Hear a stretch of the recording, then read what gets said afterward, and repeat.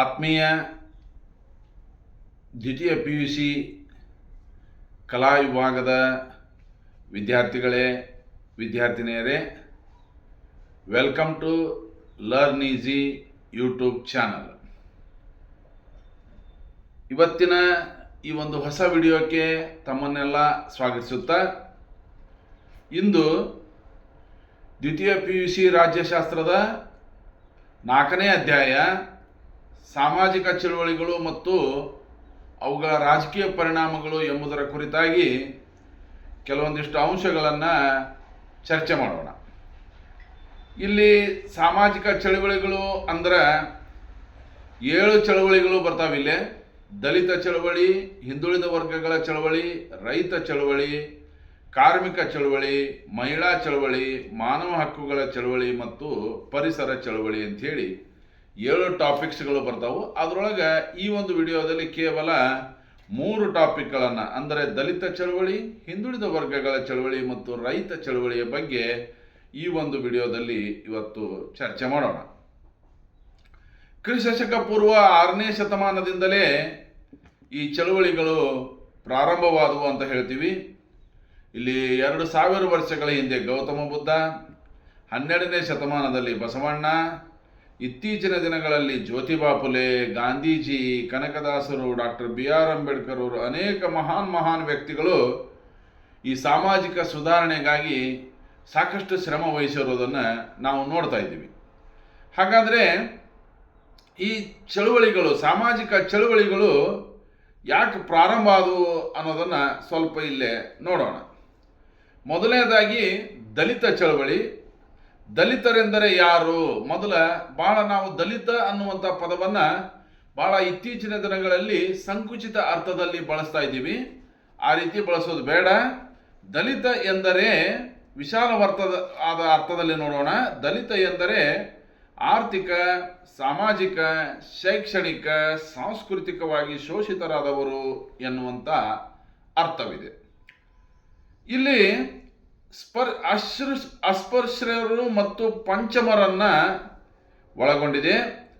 ನಾವು ವೇದಗಳ ಕಾಲದ ಬಗ್ಗೆ ಹೇಳೋದಾದ್ರೆ, ಋಗ್ವೇದ ಕಾಲದಲ್ಲಿ ಈ ವರ್ಣಾಶ್ರಮ ಪದ್ಧತಿ ಅಂದ್ರೆ ಬ್ರಾಹ್ಮಣ, ಕ್ಷತ್ರಿಯ, ವೈಶ್ಯ, ಶೂದ್ರ ಎಂಬ 4 ವರ್ಗಗಳಿದ್ವು. ಆದರೆ ಅವು ಜಾತಿಯನ್ನು ಸೂಚಿಸ್ತಾ ಇರಲಿಲ್ಲ, ಉದ್ಯೋಗವನ್ನು ಸೂಚಿಸ್ತಾ ಇದ್ವು. ಬ್ರಾಹ್ಮಣರು ಕ್ಷತ್ರಿಯರಾಗಬಹುದಾಗಿತ್ತು, ಕ್ಷತ್ರಿಯರು ವೈಶ್ಯರಾಗಬಹುದಾಗಿತ್ತು, ವೈಶ್ಯರು ಶೂದ್ರರಾಗಬಹುದಾಗಿತ್ತು, ಶೂದ್ರರು ಬ್ರಾಹ್ಮಣರಾಗಬಹುದಾಗಿತ್ತು. ಆದರೆ ಯಾವಾಗ ಮನುಸ್ಮೃತಿ ಜಾರಿಗೆ ಬಂತೋ, ಮನು ಅನ್ನುವಂಥ ಈ ವ್ಯಕ್ತಿ ಆ ಮನುಸ್ಮೃತಿಯನ್ನು ಬರನ್ನಲ್ಲ, ಅದನ್ನು ಜಾರಿಗೆ ತಂದ್ರಲ್ಲ, ಆವಾಗ ಇವು ಈ ಇತರ ವೇದಗಳ ಕಾಲದಲ್ಲಿ ಈ 4 ವರ್ಗಗಳು ಏನಾಗ್ಬಿಟ್ವು, 4 ಜಾತಿಗಳಾಗ್ಬಿಟ್ವು. ಹೀಗಾಗಿ ಒಂದರಿಂದ ಇನ್ನೊಂದು ವರ್ಗಕ್ಕೆ ವರ್ಗಾವಣೆ ಆಗೋದು ದುಸ್ತರವಾಗಿಬಿಡ್ತು. ಹೀಗಾಗಿ ಇಲ್ಲಿ ಜಾತೀಯತೆ ಅನ್ನೋದು ಪ್ರಾರಂಭ ಆಗಿಬಿಡ್ತು. ಭಾಳ ಮುಂದಿನ ದಿನಗಳಲ್ಲಿ ಬಹಳ ಕಠಿಣ ಮತ್ತು ಸಂಕೀರ್ಣ ವ್ಯವಸ್ಥೆಯಾಗಿ ಇದು ಮಾರ್ಪಾಡಾಯಿತು. ಇವತ್ತು ದಲಿತ ವರ್ಗ ಅಂದ ತಕ್ಷಣ ನಮಗೆ ಆದಿ ಕರ್ನಾಟಕ, ಆದಿ ದ್ರಾವಿಡ, ಆದಿ ಆಂಧ್ರ, ಆದಿ ಜಾಂಬವ, ಆದಿ ಮಹರ್ ಈ ರೀತಿ ವರ್ಗಗಳನ್ನು ನಾವಿಲ್ಲಿ ಕಾಣ್ತಾ ಇದ್ದೀವಿ. ಇಲ್ಲೇ ಈ ದಲಿತ ಚಳವಳಿಗೆ ಸಂಬಂಧಪಟ್ಟಂತೆ ಕಾರಣಗಳನ್ನು ಮೊದಲನೇ ಹಂತದಲ್ಲಿ ನಿಮಗೆ ಯಾವಾಗಲೂ ನೆನಪಿಟ್ಕೊಳ್ರಿ ವಿದ್ಯಾರ್ಥಿಗಳೇ. 5 ಅಂಕದ ಪ್ರಶ್ನೆಗಳು ಇರ್ತಾವು, 10 ಅಂಕದ ಪ್ರಶ್ನೆಗಳು ಕೂಡ ಇರ್ತಾವು. ಇಲ್ಲಿ ಕಾರಣಗಳು ಅಂತ ಕೇಳಿದಾಗ ಅದು 5 ಅಂಕದ ಪ್ರಶ್ನೆ ಆಗಿರ್ತತಿ. ಕಾರಣಗಳು ಮತ್ತು ಪರಿಣಾಮಗಳನ್ನು ಎರಡೂ ಕೇಳಿದ್ರೆ ಅದು 10 ಅಂಕದ ಪ್ರಶ್ನೆ ಆಗಿರ್ತದೆ. ದಲಿತ ಚಳವಳಿಗೆ ಮೊದಲನೇದಾಗಿ ಕಾರಣ ಹುಡುಕೋದಾದ್ರೆ ಇಲ್ಲಿ ಸಾಮಾಜಿಕ ಅಸಮಾನತೆ ಅನ್ನುವಂಥ ಪಾಯಿಂಟನ್ನು ನಾವಿಲ್ಲಿ ನೋಡೋಣ. ಜಾತಿ ಮತ್ತು ಧರ್ಮದ ಆಧಾರದ ಮೇಲೆ ಶ್ರೇಷ್ಠ ಮತ್ತು ಕನಿಷ್ಠ ಎಂಬ, ಮೇಲು ಕೀಳು ಎಂಬ ತಾರತಮ್ಯಗಳಿಂದ ಒಬ್ಬ ವ್ಯಕ್ತಿ ಮತ್ತೊಬ್ಬ ವ್ಯಕ್ತಿಯ ಮೇಲೆ ನಡೆಸುವ ದೌರ್ಜನ್ಯ, ಅವನಿಗೆ ಸಮಾನವಾಗಿ ಗೌರವ ಕೊಡದೇ ಇರೋದು, ಇದನ್ನೆಲ್ಲ ನೋಡಿ ಜನ ಬೇಸತ್ತರು. ಸಾಮಾಜಿಕ ಅಸಮಾನತೆಯನ್ನು ನೋಡಿ ಅವರಿಗೆ ಮನಸ್ಸಿಗೆ ಬಹಳಷ್ಟು ಬೇಜಾರಾಯಿತು. ಯಾಕಂದ್ರೆ ಈ ಭೂಮಿ ಮೇಲೆ ಪ್ರತಿಯೊಬ್ಬ ವ್ಯಕ್ತಿ ತಾಯಿ ಗರ್ಭದಿಂದಲೇ ಬಂದಿರ್ತಾನೆ. ಹೀಗಾಗಿ ಎಲ್ಲರಿಗೂ ಸಮಾನವಾದ ಅವಕಾಶಗಳು ಬೇಕಾಗ್ತವು. ಆದ್ರೆ ಇವತ್ತು ಏನಾಗ್ಲಿಕ್ಕತ್ತೈತೆ ಅಂದ್ರೆ ಸಮಾನ ಅವಕಾಶ ಸಮಾನತೆ ಅನ್ನೋದು ಮರೀಚಿಕೆ ಆಗಿಬಿಟ್ಟಿದೆ. ಹೀಗಾಗಿ ಈ ದಲಿತ ವರ್ಗದ ಜನ ತಮಗೆ ಸಿಗಬೇಕಾದಂಥ ನ್ಯಾಯಬದ್ಧವಾದ ಹಕ್ಕು ಮತ್ತು ಅವಕಾಶವನ್ನು ಪಡೆದುಕೊಳ್ಳಲಿಕ್ಕೆ ಹೋರಾಟ ಅನಿವಾರ್ಯವಾಯಿತು. ಇದೇ ದಲಿತ ಚಳವಳಿಗೆ ಮೊದಲನೇ ಕಾರಣ ಆಯಿತು. ಇನ್ನು ಎರಡನೇದ್ದು ಆರ್ಥಿಕ ಅಸಮಾನತೆ. ಅಂದರೆ ಇಲ್ಲಿ ನೋಡ್ತಾ ಇದ್ದೀವಿ, ಇವತ್ತ ಶ್ರೀಮಂತಿಕೆ ಅನ್ನೋದು ಸಮಾನ ರೀತಿಯಲ್ಲಿ, ಸಂಪತ್ತಿನ ಹಂಚಿಕೆ ಸಮಾನ ರೀತಿಯಲ್ಲಿ ಆಗಿಲ್ಲ. ಒಂದು ಕಡೆ ಸಂಪತ್ತಿನ ಕೇಂದ್ರೀಕರಣ, ಕೆಲವು ವ್ಯಕ್ತಿಗಳ ಕೈಯಲ್ಲಿ ಸಂಪತ್ತು ಕೇಂದ್ರೀಕರಣಗೊಂಡಿದ್ರೆ ಹೆಚ್ಚಿನ ಪ್ರಮಾಣದಲ್ಲಿ 75ರಿಂದ 80% ಜನ ಇಲ್ಲಿ ತೊಂದರೆಯಲ್ಲಿ ಬದುಕ್ತಾ ಇದ್ದಾರೆ. ಹೀಗಾಗಿ ಉಳ್ಳದವರು ಮತ್ತು ಇಲ್ಲದವರ ನಡುವಿನ ಈ ಸಂಘರ್ಷ, ಈ ಆರ್ಥಿಕ ಸಮಾನತೆ ಯಾಕೆ ನಮ್ಮನ್ನು ಇಷ್ಟಕ್ಕೊಂದು ಅಮಾನೀಯವಾಗಿ ನಡೆಸಿಕೊಳ್ತಾ ಇದ್ದಾರೆ ಈ ಜನ ಅನ್ನುವಂಥ ಆಕ್ರೋಶ ಈ ಕಾರಣ ಆಯಿತು ದಲಿತ ಚಳವಳಿಗೆ ಅಂತಲೇ ಹೇಳ್ಬೋದು. ಇದು ದಲಿತ ಚಳವಳಿಗೆ ಕಾರಣವಾದಂಥ ಆರ್ಥಿಕ ಅಸಮಾನತೆ ಅನ್ನೋದು ಎರಡನೆಯ ಕಾರಣ ಆಯಿತು ಅಂತಂದು ಹೇಳ್ಬೋದು. ಇನ್ನು ಮೂರನೇದಾಗಿ ಸಮಾಜದಲ್ಲಿರುವಂಥ ತಾರತಮ್ಯ ಅಂದ್ರೆ ಅದು ಆರ್ಥಿಕ ವಿಷಯಗಳಲ್ಲಿ ಆಗಿರ್ಬೋದು, ಸಾಮಾಜಿಕ ವಿಷಯದಲ್ಲಿ ಆಗಿರ್ಬೋದು, ರಾಜಕೀಯ ವಿಷಯದಲ್ಲಿ ಆಗಿರ್ಬೋದು, ಸಾಂಸ್ಕೃತಿಕ ರಂಗದಲ್ಲಿ ಆಗಿರ್ಬೋದು. ಈ ಎಲ್ಲ ತಾರತಮ್ಯಗಳು, ಈಗ ಉದಾಹರಣೆಗೆ ದೇವಾಲಯ ಪ್ರವೇಶವನ್ನು ಭಗವಂತ ಎಲ್ಲರಿಗೂ ಒಂದೇ ಅದಾನ, ದೇವರು ಒಬ್ಬನೇ ಅದಾನ ಅಂತ ಹೇಳ್ತೀವಿ. ಆದರೆ ನಾವು ದೇವಾಲಯಗಳಲ್ಲಿ ಕೆಲವು ಜಾತಿಯ ಅಥವಾ ಕೆಲವು ವರ್ಗದ ಜನರನ್ನು ದೇವಾಲಯದ ಒಳಗೆ ನಾವು ಬಿಡ್ತಾ ಇಲ್ಲ. ಇದನ್ನೆಲ್ಲ ಕಂಡು ರೋಷಿ ಹೋದಂಥ ಅಂಬೇಡ್ಕರ್ ಅವರು ನಾಸಿಕ್ನ ಕಲಾರಾಮ್ ಮಂದಿರಕ್ಕೆ ತಾವೇ ಸ್ವತಃ ಪದಾರ್ಪಣೆ ಮಾಡೋದರ ಮುಖಾಂತರ, ಮಹದ್ ಕೆರೆಯ ನೀರನ್ನು ಸಾರ್ವಜನಿಕವಾಗಿ ಉಪಯೋಗಿಸೋದರ ಮುಖಾಂತರ ಈ ತಾರತಮ್ಯದ ವಿರುದ್ಧ, ಈ ಸಾಮಾಜಿಕ ಅಸಮಾನತೆಯ ವಿರುದ್ಧ ಹೋರಾಟವನ್ನು ಪ್ರಾರಂಭ ಮಾಡಿದರು. ಈ ತಾರತಮ್ಯ ಅನ್ನೋದು ಕೂಡ ಮೂರನೆಯ ಕಾರಣ ಅಂತಲೇ ಹೇಳ್ಬೋದು. ಇನ್ನು ನಾಲ್ಕನೇದಾಗಿ ಅರಿವಿನ ಕೊರತೆ. ಇವತ್ತು ನಮ್ಮ ಸಮಾಜದಲ್ಲಿರುವಂಥ ದಲಿತರು ಅಂತ ನಾವೇನು ಕರಿತೀವಲ್ಲ, ಆ ಜನ ಬಹಳಷ್ಟು ಶೋಷಣೆಗೆ ಒಳಗಾಗಿದ್ದಾರೆ, ದೌರ್ಜನ್ಯಕ್ಕೆ ಒಳಗಾಗಿದ್ದಾರೆ. ಅವರಿಗೆ ತಮ್ಮ ಮೇಲೆ ಯಾಕೆ ಈ ರೀತಿ ಆಗ್ತಾ ಇದೆ ಅನ್ನೋದು ಕೂಡ ಅವರಿಗೆ ಅರ್ಥ ಆಗ್ತಾ ಇಲ್ಲ. ಅಷ್ಟಕ್ಕೊಂದು ಅವರು ಮುಗ್ಧರಾಗಿದ್ದಾರೆ. ಅದಕ್ಕೆ ಕಾರಣ ಏನು ಅಂದ್ರೆ ಅವರನ್ನು ಶಿಕ್ಷಣದಿಂದ ವಂಚಿತರನ್ನಾಗಿ ಮಾಡಲಾಗಿದೆ. ಅವರಿಗೆ ಇತಿಹಾಸದ ಬಗ್ಗೆ ಅರಿವಿಲ್ಲ. ಅಂಬೇಡ್ಕರ್ ಅವರು ಹೇಳ್ತಾರೆ, ಇತಿಹಾಸವನ್ನು ಮರೆತವರು ಇತಿಹಾಸವನ್ನು ಸೃಷ್ಟಿಸಲಾರರು. ಅದಕ್ಕೆ ಅಂಬೇಡ್ಕರ್ ಅವರು ಮೊದಲನೇ ಬಾರಿ ಇಲ್ಲಿ ಆ ಒಂದು ಪ್ರಜ್ಞೆಯನ್ನು ಮೂಡಿಸುವುದರ ಸಲುವಾಗಿ ಮೂಕನಾಯಕ ಅನ್ನುವಂಥ, ಬಹಿಷ್ಕೃತ ಭಾರತ ಅನ್ನುವಂಥ ಪತ್ರಿಕೆಗಳನ್ನು ಪ್ರಾರಂಭ ಮಾಡಿದರು. ಹಿತಕರಣಿ ಸಭಾ ಅನ್ನುವಂಥ ಸಂಘಟನೆಯನ್ನು ಪ್ರಾರಂಭ ಮಾಡಿದರು. ಇವುಗಳೆಲ್ಲದರ ಮುಖಾಂತರ ಜನತೆಯಲ್ಲಿ ಅರಿವು ಮೂಡಿಸುವಂಥ ಕೆಲಸವನ್ನು ಡಾಕ್ಟರ್ BR ಅಂಬೇಡ್ಕರ್ ಅವರು ಮಾಡ್ತಾ ಬಂದರು. ಮುಂದೆ 1972ರಲ್ಲಿ ದಲಿತ ಪ್ಯಾಂಥರ್ಸ್ ಚಳವಳಿ, 1974ರಲ್ಲಿ ದಲಿತ ಸಂಘರ್ಷ ಸಮಿತಿ, ನೀವೇನು DSS ಅಂತ ಕರಿತೀರಲ್ಲ, ಅದು ಸ್ಥಾಪನೆಯಾಗಿದ್ದು 1974ರಲ್ಲಿ. ಇನ್ನು ದಲಿತ ಚಳವಳಿಗೆ 5ನೇ ಪಾಯಿಂಟ್ ನೋಡೋದಾದ್ರೆ ರಾಜಕೀಯ ಅಸಮಾನತೆ. ಇವತ್ತ ಸಮಾಜದಲ್ಲಿ ದಲಿತರು ರಾಜಕೀಯ ಕ್ಷೇತ್ರದಲ್ಲಿ ಅವಕಾಶಗಳಿಂದ ವಂಚಿತರಾಗಿದ್ದಾರೆ ಅಂತ ಹೇಳ್ಬೋದು. ಸಾಕಷ್ಟು ಪ್ರಮಾಣದಲ್ಲಿ ಅವರ ಜನಸಂಖ್ಯೆ ಇದೆ, ಸಾಕಷ್ಟು ಪ್ರಮಾಣದಲ್ಲಿ ಮತದಾರ ಇದ್ದರೂ ಕೂಡ ಅವರಿಗೆ ರಾಜಕೀಯ ಹಕ್ಕುಗಳನ್ನು ಪಡೆಯಲು ಸಾಧ್ಯವಾಗಿಲ್ಲ. ರಾಜಕೀಯ ಹಕ್ಕು ಕೆಲವು ಜನರ ಕೈಯಲ್ಲಿ ಇರೋದನ್ನು ನೋಡಿ ಆಕ್ರೋಶಗೊಂಡಂಥ ಈ ಜನ ತಮಗೆ ಸಿಗಬೇಕಾದ ರಾಜಕೀಯ ಅಧಿಕಾರವನ್ನು ಪಡ್ಕೊಳ್ಳಿಕ್ಕೆ ಈ ಒಂದು ದಲಿತ ಚಳವಳಿಯನ್ನು ಪ್ರಾರಂಭಿಸಿದರು ಅಂತಲೇ ಹೇಳ್ಬೋದು. ಇವಿಷ್ಟು ನೀವು 5 ಕಾರಣಗಳನ್ನು ಅಲ್ಲಿ ಬರೀಬೇಕಾಗುತ್ತೆ. ಇನ್ನು ನೆಕ್ಸ್ಟ್ ಪಾಯಿಂಟ್, ಇದರ ಪರಿಣಾಮಗಳು ಏನಾಯಿತು ಅಂಥೇಳಿ. ಕರ್ನಾಟಕದಲ್ಲಿ ಕುರುಡ ದಲಿತ ಆಂದೋಲನ ಅಂತ ಪ್ರಾರಂಭ ಆಯಿತು, ಮಹಾರಾಷ್ಟ್ರದಲ್ಲಿ ಅಸ್ಪೃಶ್ಯ ಆಂದೋಲನ ಅಂತ ಪ್ರಾರಂಭ ಆಯಿತು, ತಮಿಳುನಾಡಿನಲ್ಲಿ ಆದಿದ್ರಾವಿಡ ಆಂದೋಲನ, ಕೇರಳದಲ್ಲಿ ಪುಲ್ಲಯ್ಯ ಆಂದೋಲನ ಅಂಥೇಳಿ, ಪಂಜಾಬ್ನಲ್ಲಿ ಆದಿಧರ್ಮ ಆಂದೋಲನ, ಪಶ್ಚಿಮ ಬಂಗಾಳದಲ್ಲಿ ನಾಮಶೂದ್ರ ಆಂದೋಲನ. ಎಲ್ಲ ಹೋರಾಟದ ದಿಕ್ಕು ಒಂದೇ ಆಗಿತ್ತು, ಆದರೆ ಹೆಸರುಗಳು ಮಾತ್ರ ಬೇರೆ ಬೇರೆ ಆಗಿತ್ತು. ಇದಕ್ಕೆ ಸಂವಿಧಾನಾತ್ಮಕವಾಗಿ ಯಾವ ರೀತಿ ಕ್ರಮಗಳನ್ನು ಕೈಗೊಂಡ್ರು ಅನ್ನೋದನ್ನು ನಾವೀಗ ನೋಡೋಣ. ಸಂವಿಧಾನದ ವಿಧಿ 14ರ ಪ್ರಕಾರ ಏನು ಹೇಳ್ತತಿಪ್ಪ? 14ನೇ ವಿಧಿ ಅಂದ್ರೆ ಕಾನೂನಿನ ಎದುರಿನಲ್ಲಿ ಎಲ್ಲರೂ ಸಮಾನರು ಅನ್ನುವಂಥ ವಿಚಾರವನ್ನು ಇದು ಹೇಳ್ತದೆ. ಇನ್ನು ಸಂವಿಧಾನದ 15, 1 ಮತ್ತು 2 ಇದು ಏನು ಹೇಳ್ತತೆ ಅಂದ್ರೆ ಇವತ್ತು ನಮ್ಮ ದೇಶದಲ್ಲಿ ಜಾತಿಯ ಆಧಾರದ ಮೇಲೆ ಯಾವುದೇ ರೀತಿಯ ತಾರತಮ್ಯವನ್ನು ಮಾಡುವಂತಿಲ್ಲ ಅಂತ ಹೇಳ್ತದೆ. ಇನ್ನು ಸಂವಿಧಾನದ ವಿಧಿ 15/4 ಏನು ಹೇಳ್ತದಪ್ಪ ಅಂದ್ರೆ ಪರಿಶಿಷ್ಟ ಜಾತಿ ಮತ್ತು ಪರಿಶಿಷ್ಟ ಪಂಗಡಕ್ಕೆ ಸೇರಿದ ಜನ ಮತ್ತು ಇತರ ಹಿಂದುಳಿದ ವರ್ಗಕ್ಕೆ ಸೇರಿದ ಜನ ಸಾಮಾಜಿಕವಾಗಿ ಮತ್ತು ಶೈಕ್ಷಣಿಕವಾಗಿ ಮುಂದೆ ಬರಲು ವಿಶೇಷ ಕ್ರಮಗಳನ್ನು ಕೈಗೊಳ್ಳಬೇಕು ಅನ್ನುವಂಥ ವಿಚಾರವನ್ನು ಹೇಳ್ತದೆ. ಅದೇ ರೀತಿ ಸಂವಿಧಾನದ 16ನೇ ವಿಧಿ ಏನು ಹೇಳ್ತದಪ್ಪ ಅಂದ್ರೆ, ಉದ್ಯೋಗದಲ್ಲಿ ಅವಕಾಶಗಳು, ನೇಮಕಾತಿ ಸಂದರ್ಭದಲ್ಲಿ ಅವಕಾಶಗಳು, ಇವನ್ ಪ್ರಮೋಷನ್ ಕೊಡುವಾಗಲೂ ಕೂಡ ಅವರಿಗೆ ವಿಶೇಷವಾದ ರೀತಿಯಲ್ಲಿ ಬಡ್ತಿಯನ್ನು, ಮೀಸಲಾತಿಯನ್ನು ಜಾರಿಗೆ ತಂದು, ಈಗ ನೋಡ್ತಾ ಇದ್ದೀರಿ ನೀವು, ಪ್ರತಿ 5 ವರ್ಷಕ್ಕೊಮ್ಮೆ ಅವರಿಗೆ, ಇವತ್ತೊಬ್ಬ ಶಿಕ್ಷಕನಾದಂಥ ವ್ಯಕ್ತಿ 5 ವರ್ಷ ಆಗತ್ತೇನೆ ಆತ ಮುಖ್ಯೋಪಾಧ್ಯಾಯ ಆಗಿಬಿಡ್ತಾನೆ. ಮತ್ತು ಹಾಗೇನೆ ಕಾಲೇಜಿಗೆ ಪ್ರಮೋಷನ್ ಹಾಕನ, PU ಕಾಲೇಜಿಂದ ಡಿಗ್ರಿ ಕಾಲೇಜಿಗೆ ಪ್ರಮೋಷನ್ ಹಾಕನ. ಇದೆಲ್ಲ ಸಾಧ್ಯ ಆಗಿದೆ ಅದರಿಂದ ಅಂದ್ರೆ ಈ ಪ್ರಮೋಷನ್ನಲ್ಲಿ ಮೀಸಲಾತಿ ತಂದಿದ್ದರ ಪರಿಣಾಮ ಅಂತಲೇ ಹೇಳ್ಬೋದು. ಇನ್ನು ಸಂವಿಧಾನದ ವಿಧಿ 17 ಏನು ಹೇಳ್ತದಪ್ಪ ಅಂದ್ರೆ, ಯಾವುದೇ ಕಾರಣಕ್ಕೂ ಅಸ್ಪೃಶ್ಯತೆಯನ್ನು ಮಾಡುವಂಗಿಲ್ಲ ಅಂತ ಹೇಳ್ತತಿ.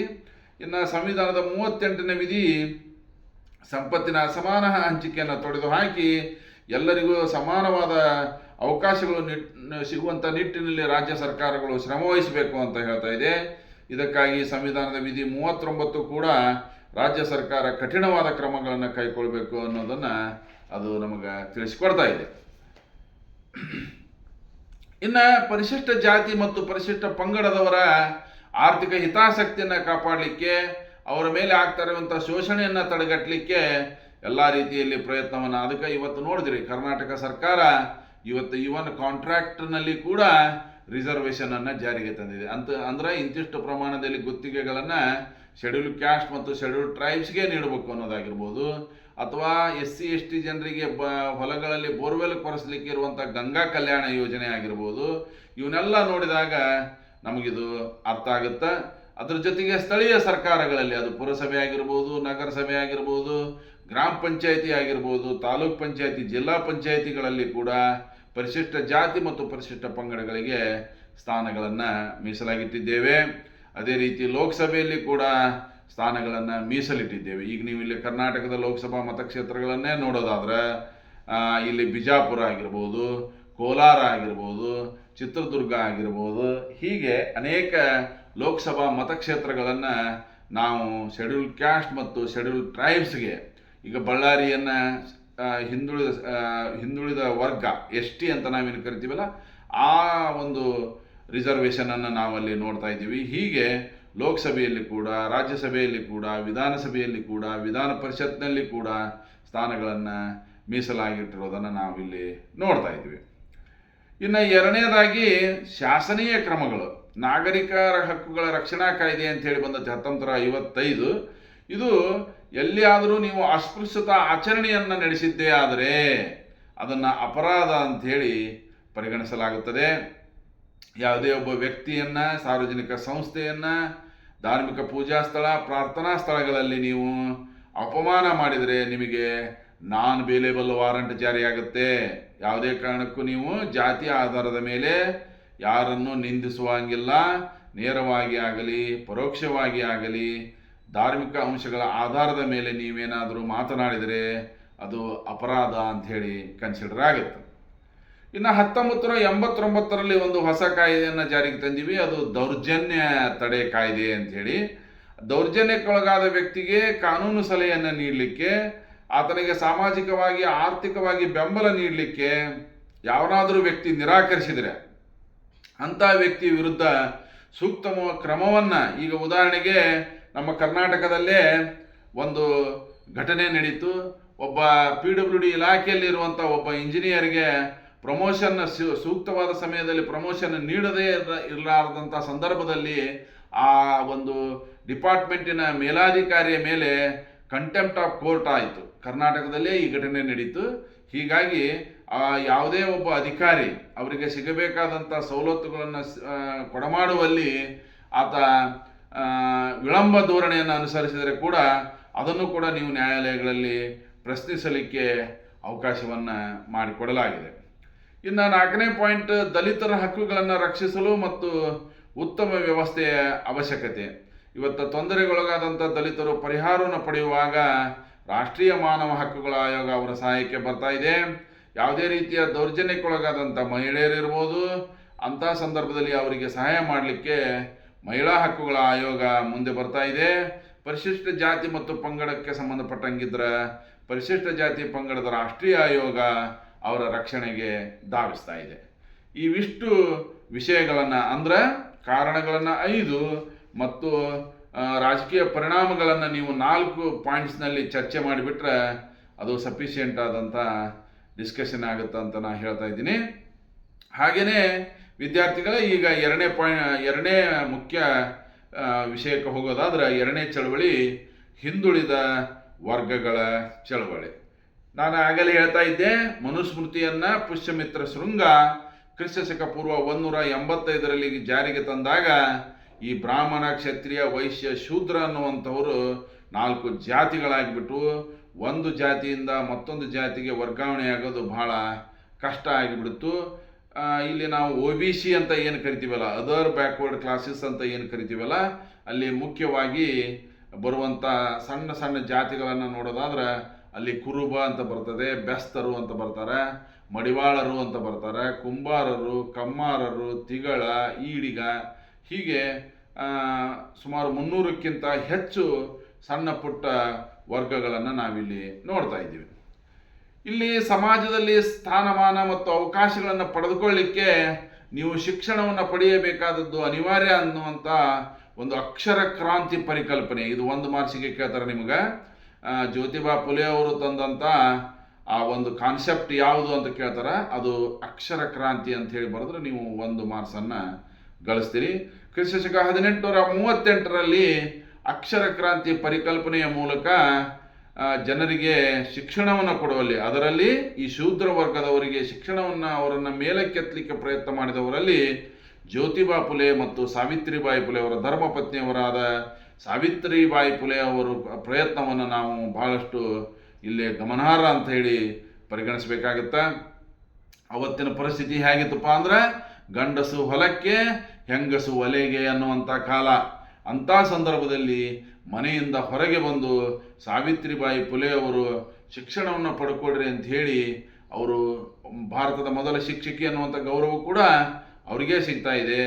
ಅವರು ಮನೆಯಿಂದ ಹೊರಗೆ ಬಂದು 4 ಮಕ್ಕಳಿಗೆ ಪಾಠ ಹೇಳಲಿಕ್ಕೆ ಅಂಥೇಳಿ ಅವರು ಮುಂದೆ ಬಂದಂಥ ಸಂದರ್ಭದೊಳಗೆ ಈ ಸಮಾಜ ಅವರನ್ನು ಬಹಳಷ್ಟು ದೂಷಣೆಗೆ ಒಳಪಡಿಸಿರೋದನ್ನು ನಾವು ನೋಡ್ತಾ ಇದ್ದೀವಿ. ಅದು ಯಾವುದಕ್ಕೂ ಬಗ್ಗದೆ ಜ್ಯೋತಿಬಾ ಫುಲೆ ಅವರು, ಸಾವಿತ್ರಿಬಾಯಿ ಫುಲೆ ಅವರು ತಮ್ಮ ಕೆಲಸವನ್ನು ಮುಂದುವರಿಸಿದ್ರು ಅಂತಲೇ ಹೇಳ್ಬೋದು. ಈ ಅಕ್ಷರ ಕ್ರಾಂತಿ ವಿದೇಶದಲ್ಲಿ ಓದ್ತಾ ಇದ್ದಂಥ ಅಂಬೇಡ್ಕರ್ ಅವರ ಮೇಲೆ ಕೂಡ ಪರಿಣಾಮವನ್ನು ಬೀರ್ತು ಅಂತಲೇ ಹೇಳ್ಬೋದು.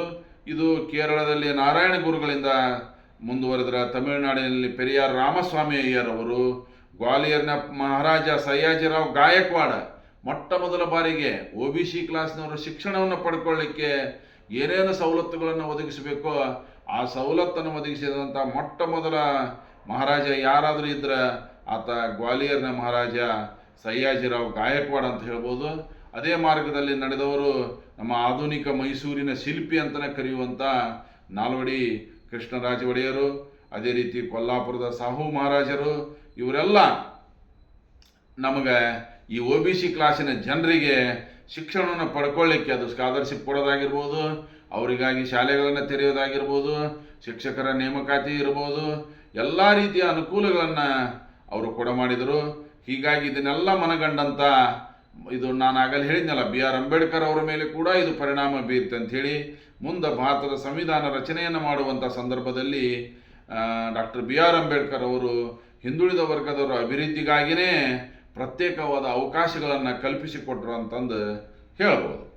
ಇಲ್ಲಿ ಈ ಹಿಂದುಳಿದ ವರ್ಗಗಳ ಚಳುವಳಿಗೆ ಕಾರಣಗಳನ್ನು ನೋಡೋದಾದರೆ ಸ್ವಲ್ಪ ಹೆಚ್ಚು ಕಡಿಮೆ ದಲಿತ ಚಳುವಳಿಯ ಕಾರಣಗಳೇ ಇಲ್ಲೂ ಬರ್ತಾವೆ. ಮೊದಲನೇದಾಗಿ ಸಮಾಜದಲ್ಲಿರುವಂಥ ಸಾಮಾಜಿಕ ತಾರತಮ್ಯ. ಅಂದ್ರೆ ಈ ಹಿಂದುಳಿದ ವರ್ಗಕ್ಕೆ ಸೇರಿದ ಜನರನ್ನು ಮುಖ್ಯವಾಹಿನಿಗೆ ಸೇರಿಸಿಕೊಳ್ಳುವಲ್ಲಿ ಮುಂದುವರೆದ ವರ್ಗದ ಜನ ಏನಿದ್ದಾರೆ ಅವರು ತಯಾರಿರಲಿಲ್ಲ. ಅಂದ್ರೆ ನಾನು ನಿಮ್ಗೆ ಆಗಲೇ ಹೇಳಿದೆ, ಸ್ಪರ್ಶರು ಅಸ್ಪೃಶ್ಯರು ಅಂತ ಏನಿದ್ರಲ್ಲ, ಮುಟ್ಟಿಸ್ಕೊಳ್ಳ ಅನ್ನುವಂಥ ಒಂದು ಕಾನ್ಸೆಪ್ಟ್ ಇತ್ತಲ್ಲ, ಅವರು schedule caste and schedule tribes people. ಆದ್ರೆ ಸ್ಪರ್ಶರು ಅಂತ ಏನೋ ಇದ್ರಲ್ಲ ಅವರೆಲ್ಲ OBC ಆಗಿಬಿಟ್ರು. ಅವರಿಂದ ಸೇವೆಯನ್ನು ಪಡ್ಕೊಳ್ತಾ ಇದ್ರು ಈ ಮುಂದುವರಿದ ಜನ. ಆದ್ರೆ ಅವರನ್ನು ಮುಖ್ಯವಾಹಿನಿಗೆ ಸೇರಿಸಿಕೊಳ್ಳಿಕ್ಕೆ ಅವರು ಇಷ್ಟಪಡ್ತಿರ್ಲಿಲ್ಲ. ಅವರಿಗೆ ಯಾವುದೇ ರೀತಿಯ ಸೌಲಭ್ಯಗಳು ಇರಲಿಲ್ಲ. ಹೀಗಾಗಿ ಆ ವರ್ಗಕ್ಕೆ ಸೇರಿದ ಜನ ತಮಗೆ ಸಿಗಬೇಕಾದಂಥ ಪಾಲನ್ನು ಪಡ್ಕೊಳ್ಳಿಕ್ಕೆ ಹೋರಾಟವನ್ನು ಪ್ರಾರಂಭ ಮಾಡಿದರು. ಇದೇ ಮೊದಲನೇ ಕಾರಣ ಅಂತ ಹೇಳ್ಬೋದು. ಇನ್ನು ಎರಡನೇ ಕಾರಣ ಆರ್ಥಿಕ ಶೋಷಣೆ. ಇವತ್ತು ಆರ್ಥಿಕ ಅಸಮಾನತೆ ಜೊತೆಗೆ ಈ ಒಂದು ಹಿಂದುಳಿದ ವರ್ಗಕ್ಕೆ ಸೇರಿದ ಜನ ಬಹಳಷ್ಟು ಅವರು ಬಡತನದ ರೇಖೆಗಿಂತ ಕೆಳಗಿದ್ರು. ಅವರಿಗೆ ಮೂಲ ಫಂಡಮೆಂಟಲ್ಸ್ ಅಂತ ನಾವೇನು ಕರಿತೀವಲ್ಲ, ಮೂಲಭೂತ, ಅದು ಶಿಕ್ಷಣ ಆಗಿರ್ಬೋದು, ಆರೋಗ್ಯ ಆಗಿರ್ಬೋದು, ಹೌದಾ, ವಸತಿ ಆಗಿರ್ಬೋದು, ಹೀಗೆ ಮೂಲಭೂತ ಅವಶ್ಯಕತೆಗಳನ್ನು ಪಡ್ಕೊಳ್ಳಿಕ್ಕೂ ಕೂಡ ಕಷ್ಟವಾಗುವಂಥ ಸ್ಥಿತಿ ಬಂದುಬಿಟ್ಟಿತ್ತು. ಹೀಗಾಗಿ ಅವರು ಹೋರಾಟವನ್ನು ಪ್ರಾರಂಭ ಮಾಡಿದ್ರಂತನ ಹೇಳ್ಬೋದು. ಇನ್ನು ಮೂರನೇ ಕಾರಣ ಶೈಕ್ಷಣಿಕವಾಗಿ ಹಿಂದುಳಿದಿರುವಿಕೆ. ಪರಂಪರಾನುಗತವಾಗಿ ಹಿರಿಯರಿಂದ, ಅಜ್ಜ ಮುತ್ತಜ್ಜರಿಂದ ಏನು ಬಂದಿತ್ತಲ್ಲ, ಕುಂಬಾರ ಕೆಲಸ ಮಾಡ್ಕೊತ ಹೋಗೋದು, ಕಮ್ಮಾರ ಕೆಲಸ ಮಾಡ್ಕೊತ ಹೋಗೋದು, ಮಡಿವಾಳರ ಕೆಲಸವನ್ನೇ ಮಾಡ್ಕೊತ ಹೋಗ್ಬೇಕಂತಲೇ ಹೇಳ್ತಿದ್ರ ವಿನಃ ಎಲ್ಲರಂಗೆ ನೀವು ಕೂಡ ಶಿಕ್ಷಣವನ್ನು ಪಡ್ಕೊಳ್ರಿ ಅಂಥೇಳಿ ಅವರಿಗೆ ಅವಕಾಶವನ್ನು ಈ ಮೇಲ್ವರ್ಗದ ಜನ ಕೊಡ್ತಾ ಇರಲಿಲ್ಲ. ಶಿಕ್ಷಣ ಅನ್ನೋದು ಕೇವಲ ಮೇಲ್ವರ್ಗದ ಏಕಸ್ವಾಮ್ಯಕ್ಕೆ ಒಳಪಟ್ಟಿರೋದ್ರಿಂದ ಶಾಲೆಗಳು ಅವರವ, ಕಲಸರು ಅವರ, ಅಡ್ಮಿಷನ್ ತೊಗೊಳೋರು ಅವರ ಆಗಿರೋದ್ರಿಂದ ಈ OBC ಕ್ಲಾಸ್ಗಳಿಗೆ ಶಿಕ್ಷಣವನ್ನು ಪಡ್ಕೊಳ್ಳಿಕ್ಕೆ ಅವರು ನಿರಾಕರಿಸ್ತಾ ಇದ್ರು. ಹೀಗಾಗಿ ಅಲ್ಲಿ ಯಾವುದೇ ರೀತಿಯ ತಮ್ಮ ವ್ಯಕ್ತಿತ್ವವನ್ನು ಅಭಿವೃದ್ಧಿಪಡಿಸ್ಕೊಳ್ಳಿಕ್ಕೆ ಸಾಧ್ಯವಾಗದಂಥ ಸ್ಥಿತಿ ನಿರ್ಮಾಣ ಆಯಿತು. ಹೀಗಾಗಿ ಅದು ಕೂಡ ಶೈಕ್ಷಣಿಕವಾಗಿ ಹಿಂದುಳಿದಿರುವಿಕೆ ಒಂದು ಕಾರಣ ಆಯ್ತು ಅಂತ ಹೇಳ್ಬೋದು. ಇನ್ನು ನಾಲ್ಕನೇದಾಗಿ ರಾಜಕೀಯ ಪ್ರಾತಿನಿಧ್ಯದ ನಿರಾಕರಣೆ. ಈ OBC ಕ್ಲಾಸಿನ ಜನ, ನಾನು ಆಗಲೇ ಹೇಳಿದೆ, 300ಕ್ಕಿಂತ ಹೆಚ್ಚು ವರ್ಗಗಳು ಇಲ್ಲಿರೋದ್ರಿಂದ ಅವರಲ್ಲಿ ಐಕ್ಯತೆ ಇರಲಿಲ್ಲ. ನಮ್ಮ 5ನೇ ಪಾಯಿಂಟ್ ಅದ ಐತಿ, ಏಕೀಕರಣ ಅಂಥೇಳಿ. 1920ರಲ್ಲಿ ಕಾಂತರಾಜ ಅರಸರವರ ನೇತೃತ್ವದಲ್ಲಿ ಬ್ರಾಹ್ಮಣೇತರ ವರ್ಗದವರ ರಾಜಕೀಯ ಪಾಲ್ಗೊಳ್ಳುವಿಕೆ ಅನ್ನೋದಕ್ಕಾಗಿ ಒಂದು ಹೋರಾಟವನ್ನು ಪ್ರಾರಂಭ ಮಾಡಿರೋದನ್ನು ನಾವು ಇಲ್ಲಿ ನೋಡ್ತಾ ಇದ್ದೀವಿ. ಇನ್ನು 5ನೇ ಪಾಯಿಂಟು ಏಕೀಕರಣ. ಅಸಂಘಟಿತ ಒಂದು ಇದ್ದಂಥ ಈ ಜನ, OBC ಕ್ಲಾಸಿನ ಜನ, ಈ 350ಕ್ಕಿಂತ ಹೆಚ್ಚು ಜನ ಒಂದೇ ಕಡೆ ಸೇರಿ ತಮಗೆ ಸಿಗಬೇಕಾದಂಥ ಹಕ್ಕು ಮತ್ತು ಬಾಧ್ಯತೆಗಳಿಗಾಗಿ ಹೋರಾಟವನ್ನು ಪ್ರಾರಂಭ ಮಾಡಿದ್ರಲ್ಲ, ಅವರಲ್ಲಿ ಆ ಐಕ್ಯತೆ ಮನೋಭಾವ ಬಂತು. ಇದು ಕೂಡ ಈ ಒಂದು ಏಕೀಕರಣ ಅನ್ನೋದು ಕೂಡ ಅವರ ಹೋರಾಟಕ್ಕೆ, ಇತರ ಹಿಂದುಳಿದ ವರ್ಗಗಳ ಚಳುವಳಿಗೆ ಕಾರಣ ಆಯಿತು ಅಂತ ಹೇಳ್ಬೋದು. ಇನ್ನು ಇದರ ಪರಿಣಾಮಗಳು ಏನಾಯಿತು ಅಂತಂದು ಹೇಳಿ ನೋಡೋದಾದ್ರೆ, ರಾಜಕೀಯ ಪರಿಣಾಮಗಳನ್ನು ನೋಡೋದಾದ್ರೆ, ಆಗಲ್ಲಿ ನಾನು ಹೇಳಿದೆ, ಗ್ವಾಲಿಯರಿನ ಸಯ್ಯಾಜಿರಾವ್ ಗಾಯಕ್ವಾಡ್ ಅವರು ಮೀಸಲಾತಿಯನ್ನು ಕಲ್ಪಿಸಿದವರಲ್ಲಿ ಮೊದಲನೇದವರು ಅಂತ ಹೇಳ್ಬೋದು. ಮುಂದೆ 1918ರಲ್ಲಿ ನಮ್ಮ ಆಧುನಿಕ ಭಾರತದ ಮೈಸೂರಿನ ಶಿಲ್ಪಿ ಎಂದೇ ಕರೆಸಿಕೊಂಡಂಥ ನಾಲ್ವಡಿ ಕೃಷ್ಣರಾಜ ಒಡೆಯವರು ಕೂಡ ಲೆಸ್ಲಿ ಮಿಲ್ಲರ್ ಅವರ ಅಧ್ಯಕ್ಷತೆಯಲ್ಲಿ ಒಂದು ಆಯೋಗವನ್ನು ರಚಿಸಿ ಹಿಂದುಳಿದ ವರ್ಗದವರ ಸಮಸ್ಯೆಗೆ ಪರಿಹಾರವನ್ನು ಹುಡುಕುವ ಪ್ರಯತ್ನವನ್ನು ಮಾಡಿದರು ಅಂತಲೇ ಹೇಳ್ಬೋದು. ಈ ಒಂದು ಸಂದರ್ಭದಲ್ಲಿ ಕರ್ನಾಟಕದಲ್ಲಿ ಮುಖ್ಯವಾಗಿ ಈ ಇತರ ಹಿಂದುಳಿದ ವರ್ಗಗಳ ಚಳವಳಿಗೆ ಮತ್ತು ಅವರ ಶ್ರೇಯೋಭಿವೃದ್ಧಿಗೆ ಶ್ರಮಿಸಿದವರವರು ಯಾರು ಅಂತ ಕೇಳಿದಾಗ ಇಬ್ಬರ ಹೆಸರನ್ನು ನೀವು ಬರೀಬೇಕಾಗತ್ತಾ. ಒಬ್ಬರು ವೆಂಕಟಕೃಷ್ಣಯ್ಯ ಮತ್ತು ಇನ್ನೊಬ್ಬರು ದೊಡ್ಡಬಳ್ಳಾಪುರದ ಕೊಂಗಾಡಿಯಪ್ಪ. ಇವರಿಬ್ಬರ ಹೆಸರನ್ನು ನೀವು ಬರೀಬೇಕಾಗತ್ತಾ. ಅದರೊಳಗೆ ಒಂದು ಅಂಕದ ಪ್ರಶ್ನೆ ಕೇಳೋದಾದ್ರೆ, ಮೈಸೂರಿನ ತಾತಯ್ಯ ಎಂದು ಯಾರನ್ನು ಕರೆಯುತ್ತಾರೆ ಅಂತ ಕೇಳ್ಯಾರ 1 ಮಾರ್ಕ್ಸಿಗೆ. ಅವಾಗ ನೀವು ಮೈಸೂರಿನ ಶ್ರೀ ವೆಂಕಟಕೃಷ್ಣಯ್ಯ ಅಂತ ಬರೆದು ಬಿಟ್ರೆ ಅದು 1 ಮಾರ್ಕ್ಸಿಗೆ ಸಫಿಷಿಯೆಂಟ್ ಆದಂಥ ಉತ್ತರ ಆಗುತ್ತೆ. ಇನ್ನು ಸಂವಿಧಾನಾತ್ಮಕವಾಗಿ ನಾವು ಏನೇನು ಕ್ರಮಗಳನ್ನು ಕೈಗೊಂಡಿವಪ್ಪ ಅಂತ ಹೇಳೋದಾದ್ರೆ, ಭಾರತದ ಸಂವಿಧಾನ ಇವರಿಗೆ ಉದ್ಯೋಗ ಕ್ಷೇತ್ರದಲ್ಲಿ ಮೀಸಲಾತಿಯನ್ನು ಅವಕಾಶ ಮಾಡಿಕೊಟ್ಟಿದೆ. ಅದೇ ರೀತಿ ಭಾರತದ ರಾಷ್ಟ್ರಪತಿಯವರು ಶೆಡ್ಯೂಲ್ ಕ್ಯಾಸ್ಟ್, ಶೆಡ್ಯೂಲ್ ಟ್ರೈಬ್ಸ್ ಪೀಪಲ್ಗೆ ಹೆಂಗೆ ಆಯೋಗವನ್ನು ರಚನೆ ಮಾಡಲಿಕ್ಕೆ ಅವಕಾಶ ಐತೋ, ಹಾಗೆ OBC ಅವರಿಗೂ ಕೂಡ ಆಯೋಗವನ್ನು ರಚನೆ ಮಾಡಲಿಕ್ಕೆ ಅಧಿಕಾರವನ್ನು ಹೊಂದಿದ್ದಾರೆ. ಬಡತನದ ರೇಖೆಗಿಂತ ಕೆಳಗಿರುವಂಥ ಈ ಜನರಿಗೆ ಸಾಲ ಸೌಲಭ್ಯವನ್ನು ಒದಗಿಸಲಿಕ್ಕೆ, ಆರ್ಥಿಕ ಸಹಾಯವನ್ನು ಒದಗಿಸಲಿಕ್ಕೆ ಹಿಂದುಳಿದ ವರ್ಗಗಳ ಆರ್ಥಿಕ ಅಭಿವೃದ್ಧಿ ಮಂಡಳಿ ಅಂಥೇಳಿ ಒಂದು ಸ್ಥಾಪನೆಯನ್ನು ಮಾಡಿದ್ದಾರೆ. ಈ ಹಿಂದುಳಿದ ಆಯೋಗ ಅಭಿವೃದ್ಧಿ ಮಂಡಳಿಯನ್ನು ರಚಿಸಿ ಕರ್ನಾಟಕದಲ್ಲಿ ಬಹಳ ಈ ದೇವರಾಜ ಅರಸರವರ ಮುಖ್ಯಮಂತ್ರಿ ಆದಂಥ ಸಂದರ್ಭದಲ್ಲಿ ಅದಕ್ಕೆ ಬಹಳ ಉತ್ತಮ ರೀತಿಯ ಸ್ಪಂದನೆ ಸಿಕ್ತು ಅಂತಲೇ ಹೇಳ್ಬೋದು. ಇನ್ನು ಇತರೆ ಕ್ರಮಗಳ ಬಗ್ಗೆ ಹೇಳೋದಾದ್ರೆ, 1952ರಲ್ಲಿ ಭಾರತದಲ್ಲಿ ಲೋಕಸಭೆ ಚುನಾವಣೆಗಳು ಮುಕ್ತಾಯ ಆದವು. ಆವಾಗ ಇಲ್ಲಿ ಭಾರತ ಅಂದರೆ ಅದುವರೆಗಿನ ಸರ್ಕಾರ ಹಂಗಾಮಿ ಸರ್ಕಾರ ಇದ್ದಂಗಿತ್ತು. 1952ರ ಲೋಕಸಭೆ ಚುನಾವಣೆ ನಂತರ ಸ್ಥಿರ ಸರ್ಕಾರ ಭಾರತದಲ್ಲಿ ಅಸ್ತಿತ್ವಕ್ಕೆ ಬಂತು. ಜವಾಹರ್ಲಾಲ್ ನೆಹರೂರವರು ಪ್ರಧಾನಮಂತ್ರಿ ಆದರು. ಆ ಸಂದರ್ಭದಲ್ಲಿ ಕಾಕಾ ಕಾಲೇಲ್ಕರ್ ಅವರ ಅಧ್ಯಕ್ಷತೆಯಲ್ಲಿ ಒಂದು ಆಯೋಗವನ್ನು ರಚನೆ ಮಾಡಲಾಯಿತು.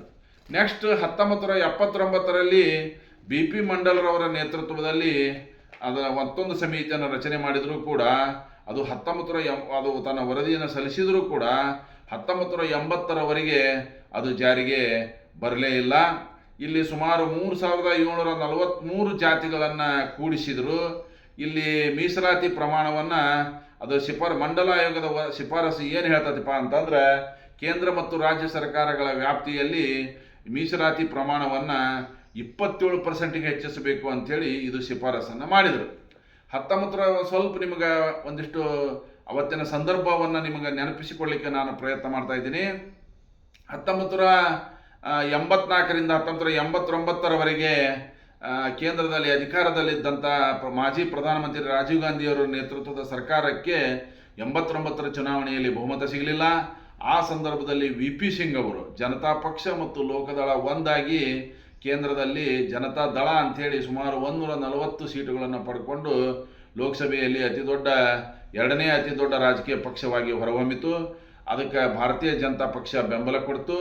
ಹೀಗೆ ಒಂದು ನ್ಯಾಷನಲ್ ಡೆಮಾಕ್ರೆಟಿಕ್ ಅಲಯನ್ಸ್ ಅನ್ನುವಂಥ ರೀತಿಯೊಳಗೆ ಅಲ್ಲಿ ಒಂದು ಸರ್ಕಾರ ಅಸ್ತಿತ್ವಕ್ಕೆ ಬಂತು. ವಿ ಪಿ ಸಿಂಗ್ ಅವರು ಪ್ರಧಾನಮಂತ್ರಿ ಆದರು. ಅವರು ಪ್ರಧಾನಮಂತ್ರಿ ಆದ ತಕ್ಷಣ ಅವರು ಮೊದಲು ಕೈಗೊಂಡಂಥ ಕ್ರಮ ಏನಂದ್ರೆ ಈ ಮಂಡಲ್ ವರದಿಯನ್ನು ಜಾರಿಗೆ ತರೋದು.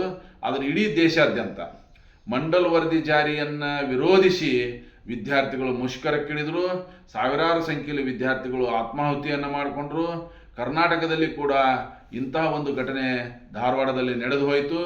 ಹೀಗಾಗಿ ಮುಂದೆ ರಾಮ ಮಂದಿರ ಮತ್ತು ಈ ವಿಚಾರದಲ್ಲಿ ಆಗಿನ ಪ್ರಧಾನಮಂತ್ರಿ ವಿ ಪಿ ಸಿಂಗ್ ಮತ್ತು ಭಾರತೀಯ ಜನತಾ ಪಕ್ಷದ ನಡುವೆ ಸ್ವಲ್ಪ ವ್ಯತ್ಯಾಸ ಕಂಡು ಬಂದು ಭಾರತೀಯ ಜನತಾ ಪಕ್ಷ ವಿ ಪಿ ಸಿಂಗ್ ನೇತೃತ್ವದ ಸರ್ಕಾರಕ್ಕೆ ಬೆಂಬಲವನ್ನು ಹಿಂತೆಗೆದುಕೊಂಡದ್ದರಿಂದ ಕೇವಲ 10 ತಿಂಗಳಲ್ಲಿ ವಿ ಪಿ ಸಿಂಗ್ ಸರ್ಕಾರ ಪತನವಾಯಿತು ಅಂತಲೇ ಹೇಳ್ಬೋದು.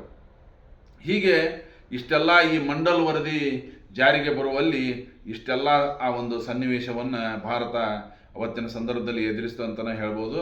ಅದರ ಜೊತೆಗೆ ಏನು ಹೇಳ್ತಾರಪ್ಪ ಅಂತಂದ್ರೆ, ಇತರ ಹಿಂದುಳಿದ ವರ್ಗದ ಯಾವುದೇ ಒಂದು ಹುದ್ದೆಯನ್ನು ಭರ್ತಿ ಮಾಡುವಾಗ ಅಲ್ಲಿ ಇತರ OBC ಕ್ಲಾಸಿಗಿದ್ದಂಥ ರಿಸರ್ವೇಷನ್ ಆ ಕೆಟಗರಿಯ ಜನ ಸಿಗಲಿಲ್ಲ ಅಂದ್ರೆ ಕನಿಷ್ಠ 3 ವರ್ಷಗಳ ಕಾಲವಾದರೂ ಆ ಪೋಸ್ಟನ್ನು ಕಾಯ್ದಿರಿಸಬೇಕು ಅಂತ ಹೇಳ್ತತಿ. ಅದರ ಜೊತೆಗೆ ಈ SC ಮತ್ತು STಯರಿಗೆ ನೇಮಕಾತಿ ಸಂದರ್ಭದಲ್ಲಿ ವಯೋಮಿತಿಯನ್ನು ಹೇಗೆ ಹೆಚ್ಚಳ ಮಾಡಿರೋ ಹಾಗೆ ಇತರ ಹಿಂದುಳಿದ ವರ್ಗಗಳಿಗೂ ಕೂಡ ವಯೋಮಿತಿಯನ್ನು ಹೆಚ್ಚಿಸಬೇಕು ಅಂಥೇಳಿ ಅವರು ಶಿಫಾರಸನ್ನು ಮಾಡ್ತಾರೆ. ಇಲ್ಲೇ ಮುಂದಿನ ಚಳವಳಿಗೆ ಹೋಗೋದಾದ್ರೆ ರೈತ ಚಳವಳಿ. ನಾವು ಜೈ ಜವಾನ್ ಜೈ ಕಿಸಾನ್ ಅನ್ನುವಂಥ ಲಾಲ್ ಬಹದ್ದೂರ್ ಶಾಸ್ತ್ರಿ ಅವರ ಧ್ಯೇಯ ವಾಕ್ಯವನ್ನು ನೋಡ್ತಾ ಇದ್ದೀವಿ. ರೈತನನ್ನು ದೇಶದ ಬೆನ್ನೆಲುಬು ಅಂತ ಕರಿತಾ ಇದ್ದೀವಿ. ಒಕ್ಕಲಿಗೆ ಒಕ್ಕದಿದ್ದರೆ ಬಿಕ್ಕುವುದು ಜಗವೆಲ್ಲ ಅಂಥೇಳಿ ಸ್ಲೋಗನ್ಗಳನ್ನು ಟ್ರ್ಯಾಕ್ಟರ್ ಮೇಲೆಲ್ಲ ಬರೆಸ್ಕೊಂತೀವಿ. ಆದರೆ ನಿಜವಾಗಿ ಹೇಳೋದಾದ್ರೆ ಇವತ್ತು ರೈತನ ಪರಿಸ್ಥಿತಿ ಏನಾಗೈತಪ್ಪ ಅಂತಂದ್ರೆ, ಮುಂಗಾರಿನ ಜೊತೆ ಹೋರಾಟ, ನಿಸರ್ಗದೊಂದಿಗೆ ಹೋರಾಟ. ರೈತನ ಬದುಕು ಏನಾಗಿಬಿಟ್ಟೈತಪ್ಪ ಅಂದ್ರೆ ನಿಸರ್ಗದೊಂದಿಗೆ ಹೋರಾಟ ಆಗಿಬಿಡುತ್ತೆ. ಇವತ್ತು ಮುಂಗಾರನೇ ನೆಚ್ಚಿ ಬಿತ್ತನೆ ಮಾಡಿ ಬಂದಂಥ ರೈತ ಕುಟುಂಬ ಸರಿಯಾದ ಸಮಯದಲ್ಲಿ ಮಳೆ ಸುರಿಲಿಲ್ಲ ಅಂದ್ರೆ ಇಡೀ ಆ ಕುಟುಂಬ ಸಾಲಗಾರರಾಗಬೇಕಾಗತ್ತೆ. ಒಂದು ಕಡೆ ಬಡ್ಡಿಯ ಹೊರೆ, ಮತ್ತೊಂದು ಕಡೆ ಇವತ್ತು ಅವೈಜ್ಞಾನಿಕ ರೀತಿಯಲ್ಲಿ ಭೂ ಸ್ವಾಧೀನವನ್ನು ನೋಡ್ತಾ ಇದ್ದೀವಿ. ರೈತ ಬೆಳೆದ ಬೆಲೆಗೆ ಸರಿಯಾದ ಬೆಲೆ ಸಿಗ್ತಾ ಇಲ್ಲ. ಹೀಗೆ ವಿದ್ಯುತ್ ಶಕ್ತಿಯ ಅನಿಯಮಿತ ಪೂರೈಕೆ ಇರ್ಬೋದು, ಮಧ್ಯವರ್ತಿಗಳ ಹಾವಳಿ ಇರ್ಬೋದು, ಇದೆಲ್ಲ ಒಂದು ಕಾರಣಗಳನ್ನು ಇಟ್ಕೊಂಡು ಈ ಒಂದು ರೈತ ಚಳವಳಿ ಪ್ರಾರಂಭ ಆಯಿತು ಅಂತಲೇ ಹೇಳ್ಬೋದು. ಈ ವಿಚಾರದಲ್ಲಿ ಈ ಒಂದು ಹೆಗಲಿಗೆ ಹೆಗಲು ಕೊಟ್ಟು ಇಲ್ಲಿ ನಮ್ಮ ಮಾಜಿ ಪ್ರಧಾನಮಂತ್ರಿಗಳಾದಂಥ ರೈತ ನಾಯಕ ಅಂತಲೇ ಕರೆಯುವಂಥ ಚೌಧರಿ ಚರಣ್ ಸಿಂಗ್ ಅವರು ಇರ್ಬೋದು, ಮಹಾರಾಷ್ಟ್ರದ ಶರದ್ ಜೋಶಿ, ಉತ್ತರ ಪ್ರದೇಶದಲ್ಲಿ ಮಹೇಂದ್ರ ಸಿಂಗ್ ಟಿಕಾಯತ್, ತಮಿಳುನಾಡಿನಲ್ಲಿ ನಾರಾಯಣ ಸ್ವಾಮಿ ನಾಯ್ಡು, ಕರ್ನಾಟಕದ ವಿಷಯಕ್ಕೆ ಬಂದರೆ ನಮ್ಮ MD ನಂಜುಂಡಸ್ವಾಮಿ, ND ಸುಂದರೇಶ, ಸೋಮಲಿಂಗಯ್ಯ, ಶೇಷರೆಡ್ಡಿ, ಇನ್ನೂ ಅನೇಕ ಜನ ಕರ್ನಾಟಕದಲ್ಲಿ ರೈತ ಸಂಘ ಅಂಥೇಳಿ ಈ ಒಂದು ಸಂಘವನ್ನು ಕಟ್ಟಿ ಬೆಳೆಸುವಲ್ಲಿ ನಮ್ಮ ಪ್ರೊಫೆಸರ್ MD ನಂಜುಂಡಸ್ವಾಮಿ ಅವರು ಭಾಳ ಶ್ರಮ ವಹಿಸಿದರು ಅಂತಲೇ ಹೇಳ್ಬೋದು. ಕರ್ನಾಟಕದ ಒಂದು ಸಲ ಮಾತ್ರ ವಿಧಾನಸಭೆಯಲ್ಲಿ ಈ ರೈತ ಸಂಘ 2 MLA ಕ್ಷೇತ್ರಗಳನ್ನು ಗೆದ್ದುಕೊಂಡಿತು. ಒಂದು ಕಡೆಯಿಂದ ಬಾಬಾಗೌಡ ಪಾಟೀಲ್ ಅವರು ಕಿತ್ತೂರಿಂದ ಗೆದ್ದರೆ, MD ನಂಜುಂಡಸ್ವಾಮಿ ಅವರು ಧಾರವಾಡ ಗ್ರಾಮೀಣ ಪ್ರದೇಶದಿಂದ ಶಾಸಕರಾಗಿ ಆಯ್ಕೆಯಾಗಿದ್ದರು. ಆ ಸಂದರ್ಭದಲ್ಲಿ ಇಬ್ಬರೇ ಇದ್ದರೂ ಕೂಡ ನಮ್ಮ ಆನಂತರ ಬಂದಂಥ ನಮ್ಮ ಪುಟ್ಟಣ್ಣಯ್ಯವರು, ಮಂಡ್ಯದ ಪುಟ್ಟಣ್ಣಯ್ಯವರು ಕೂಡ ರೈತ ನಾಯಕರು ಅಂಥೇಳಿ ಅವರು ಕೂಡ ಗುರುತಿಸಿಕೊಂಡ್ರು. ಇವರೆಲ್ಲ ಒಬ್ಬೊಬ್ಬರೇ ಇಬ್ಬಿಬ್ಬರೇ ಇದ್ದರೂ ಕೂಡ ವಿಧಾನಸಭೆಯಲ್ಲಿ ನಡೆಯುವಂಥ ಅಧಿವೇಶನದ ಸಂದರ್ಭದಲ್ಲಿ ರೈತರ ಒಂದು ಮುಖವಾಣಿಯಂತೆ ಇವರೆಲ್ಲ ಕೆಲಸ ಮಾಡ್ತಾ ಇದ್ರು ಅಂತಲೇ ಹೇಳ್ಬೋದು. ಹಾಗಾದರೆ ಈ ರೈತ ಚಳವಳಿಗೆ ಕಾರಣಗಳನ್ನು ನೋಡೋದಾದ್ರೆ ಮೊದಲನೇದಾಗಿ ವಂಚಿತ ಭಾವನೆ. ಇವತ್ತು ಕೈಗಾರಿಕೆಗೆ ಹೋಲಿಸಿದರೆ ನಮ್ಮ ರೈತರಿಗೆ ದೊರೆತಿರುವಂಥ ಈಗ ಕೃಷಿ ಭೂಮಿಗೆ ಸಂಬಂಧಪಟ್ಟಂತೆ ನಮ್ಮ ದೇಶದೊಳಗೆ ಆಡಿಟ್ಟೇ ನಡೀತಾ ಇಲ್ಲ. ಆಡಿಟ್ ಅಂತ ನಾವು ಕರಿತೀವಿ, ಪ್ರತಿಯೊಂದಕ್ಕೂ ಲೆಕ್ಕಪತ್ರ ಐತಿ ನಮ್ಮ ದೇಶದೊಳಗೆ, ಪ್ರತಿಯೊಂದು ಆಡಿಟ್ ಆಗುತ್ತೆ. ಆದ್ರೆ ಪ್ರತಿ ವರ್ಷ ನಮ್ಮ ರೈತ ನಾಯಕ MD ಸುಂದರೇಶ್ ಅವರು ಇದನ್ನ ಒತ್ತಾಯ ಮಾಡ್ತಾರೆ. ಅವರು ಎಲ್ಲನೂ ಆಡಿಟ್ ಮಾಡ್ತೀರಿ, ಕೃಷಿಗೆ ಯೋಗ್ಯವಾದ ಭೂಮಿ ಎಷ್ಟಿತ್ತು, ಈ ವರ್ಷ ಎಷ್ಟಿತ್ತು, ಮುಂದಿನ ವರ್ಷ ಎಷ್ಟು ಉಳಿಯಿತು, ಎಷ್ಟು ಭೂಮಿ ಕಾಂಕ್ರೀಟ್ ಕಾಡಾಗಿ ಹೊರಹೊಮ್ಮಿತು, ಅದಕ್ಕೆ ಎಷ್ಟು ಪ್ರಮಾಣದಲ್ಲಿ ರೈತನಿಗೆ ಪರಿಹಾರ ಸಿಕ್ತು, ಇದು ಯಾವುದನ್ನು ಸರ್ಕಾರಗಳು ಏನು ಮಾಡ್ತಾ ಇಲ್ಲ, ಆಡಿಟ್ ಇಲ್ಲ. ರೈತನ ಕೃಷಿ ಭೂಮಿಗೆ ಎಲ್ಲದಕ್ಕೂ ಆಡಿಟ್ ಐತಿ, ಇದಕ್ಕೆ ಆಡಿಟ್ ಇಲ್ಲ. ಇದರಿಂದ ರೈತರು ಏನಾಗ್ಲಿಕ್ಕತ್ತಾರ, ವಂಚಿತರಾಗ್ಲಿಕ್ಕತ್ತಾರ. ಇವತ್ತು ರೈತನಿಗೆ ಸಕಾಲದಲ್ಲಿ ಬೀಜ ಮತ್ತು ರಸಗೊಬ್ಬರಗಳು ಸಿಗ್ತಾ ಇಲ್ಲ, ಕ್ರಿಮಿನಾಶಕಗಳು ಸಿಗ್ತಾ ಇಲ್ಲ. ಎಲ್ಲವನ್ನ ಕಷ್ಟಪಟ್ಟು ದುಡಿದು ಮಾರ್ಕೆಟ್ಗೆ ಮಾಲನ್ನು ತೆಗೆದುಕೊಂಡು ಬಂದಂಥ ಸಂದರ್ಭದಲ್ಲಿ ಏಕಾಏಕಿಯಾಗಿ ಆ ಮಾಲಿನ ಬೆಲೆ ಏನಾಗ್ಬಿಡ್ತೈತಿ, ಇಳಿದು ಹೋಗಿಬಿಡ್ತೈತಿ. ಹಾಗಾದರೆ ಯಾವನು ಬೆವರು ಸುರಿಸಿ ದುಡಿದಿರ್ತಾನೋ ಅವನಿಗೆ, ಯಾಕಂದ್ರೆ ಪ್ರತಿಯೊಂದು ಬೆಳೆಯನ್ನು ಬೆಳೆಯೋದ್ರ ಹಿಂದೆ ಒಂದು ಸ್ಟ್ರಾಟಜಿ ಇರ್ತೈತಿ. ಯಾಕಂತಂದ್ರೆ ಮೊದಲನೇದಾಗಿ ಅಲ್ಲೇ ಎಷ್ಟೋ ಮಂದಿ ನಮ್ಮ ರೈತರು ಇವತ್ತು ತಮ್ಮ ಹತ್ರ ಹೊಲ ಇರಲಾರ್ದಾಗೂ ಕೂಡ ವರ್ಷಕ್ಕಿಷ್ಟು ಅಮೌಂಟ್ ಅಂತೇಳಿ ಲಾವಣಿಯಂಗ ಹೊಲವನ್ನು ಮುಗಿಸ್ಕೊಂಡು ಅಲ್ಲಿ ಅವರು ತಮ್ಮ ಕೃಷಿ ಕೆಲಸಗಳನ್ನು ಮಾಡಿರ್ತಾರೆ. ಹೌದಾ, ಲಾವಣಿ ಅಂತ ಕೊಟ್ಟಿರ್ತಾರೆ, ಬೀಜಕ್ಕಂತ ಖರ್ಚು ಮಾಡಿರ್ತಾರೆ, ಕ್ರಿಮಿನಾಶಕಕ್ಕಂತ ಖರ್ಚು ಮಾಡಿರ್ತಾರೆ, ಆಳಿನ ಖರ್ಚು ಅಂತಿರ್ತೈತಿ. ಇದೆಲ್ಲ ಆಮೇಲೆ ಆ ಮಾಲನ್ನು ಮಾರ್ಕೆಟಿಗೆ ಒಯ್ಯಬೇಕಾದ್ರೆ ಟ್ರಾನ್ಸ್ಪೋರ್ಟೇಷನ್ ಚಾರ್ಜಸ್ ಅಂತಿರ್ತೈತಿ. ಇದೆಲ್ಲವನ್ನು ಕಳೆದು ಆತನ ಬೆವರಿಗೆ ಆತ ದುಡಿದಿದ್ದಕ್ಕೆ ಪೇಮೆಂಟ್ ಅನ್ನೋ ರೀತಿಯೊಳಗೆ ಅದಕ್ಕೊಂದಿಷ್ಟು ಉಳಿದಾಗ ಮಾತ್ರ ರೈತ ಉಳಿತಾನ, ಇಲ್ಲ ಅಂದ್ರೆ ರೈತ ಉಳಿಲಿಕ್ಕೆ ಸಾಧ್ಯ ಇಲ್ಲ. ಹಾಗಾದರೆ ಆ ಯೋಗ್ಯವಾದ ಬೆಲೆ ಅವನಿಗೆ ಸಿಗಬೇಕಂದ್ರೆ ಅದು ಏನಾಗಬೇಕು ಅಂದ್ರೆ ಅಲ್ಲಿ ರೈತರನ್ನು ವಂಚನೆ ಮಾಡುವಂಥವರು ಇರಬಾರ್ದು. ಹೌದಾ, ಇವತ್ತ ರೈತ ಸಾಲ ಮಾಡ್ತಾ ಇದ್ದಾನೆ, ಆದ್ರೆ ಆ ಸಾಲವನ್ನು ಹಿಂತಿರುಗಿಸುವಂಥ ಸ್ಥಿತಿಯೊಳಗೆ ಅವ ಇಲ್ಲ.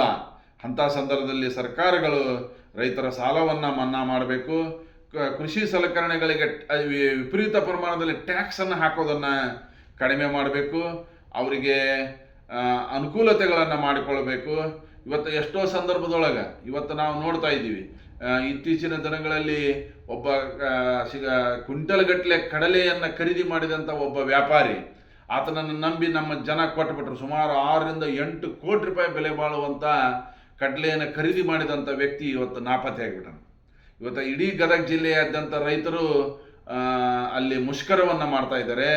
ಅವರಿಗೆ ಇವತ್ತಿನವರೆಗೂ 1 ರೂಪಾಯಿ ಕೂಡ ಅವರಿಗೆ ಪೇಮೆಂಟ್ ಆಗಿಲ್ಲ. ಅಂದ್ರೆ ರೈತರನ್ನು ನಾವೇನು ಮಾಡ್ತಾ ಇದ್ದೀವಿ, ವಂಚನೆಗೊಳಪಡಿಸ್ತಾ ಇದ್ದೀವಿ. ಎರಡನೇದಾಗಿ ರೈತರ ಸಮಸ್ಯೆಗಳನ್ನು ಕಡೆಗಣಿಸ್ತಾ ಇದ್ದೀವಿ. ಸರ್ಕಾರಗಳು ಕಿವಿ ಆಗಬೇಕಾಗಿತ್ತು.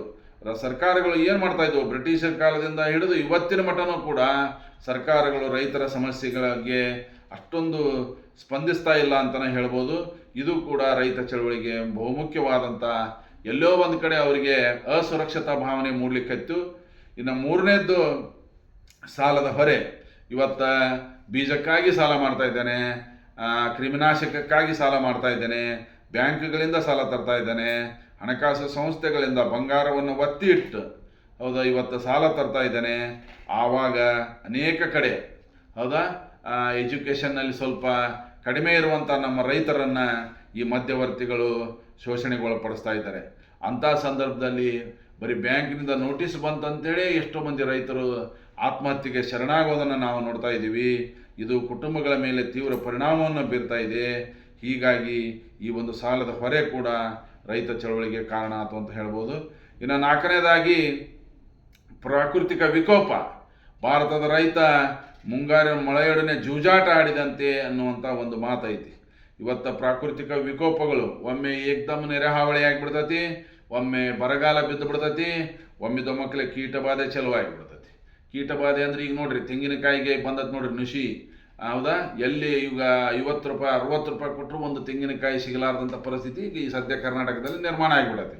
ಅದಕ್ಕೆ ಕಾರಣ ಏನೆಂದ್ರೇನು? ಕೀಟಬಾಧೆ.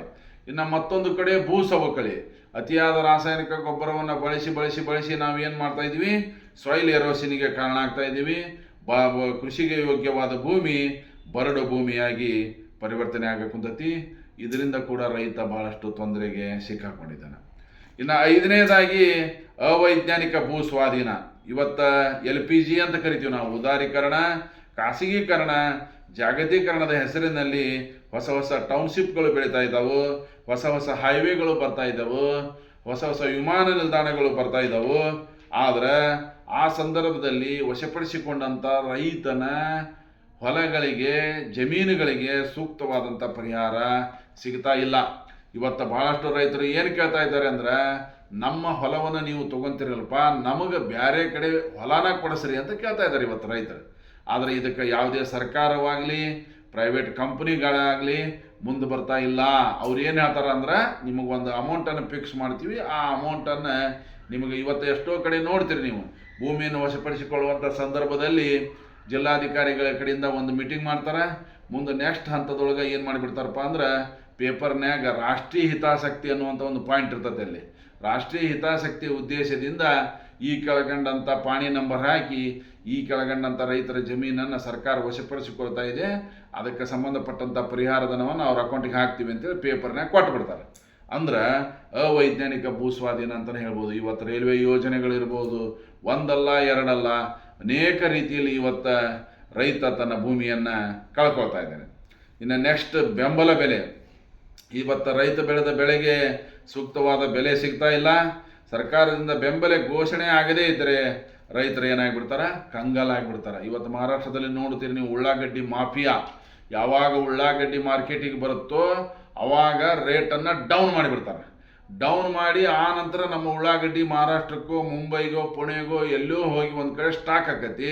ಸ್ಟಾಕ್ ಆಗಿ ರೈತನ ಹೊಲ ಎಲ್ಲ ಖಾಲಿ ಆದಮೇಲೆ ಏಕ್ದಮ್ ರೇಟ್ ಏನಾಗ್ಬಿಡ್ತೈತಿ? ಜಂಪ್ ಆಗಿಬಿಡ್ತೈತಿ.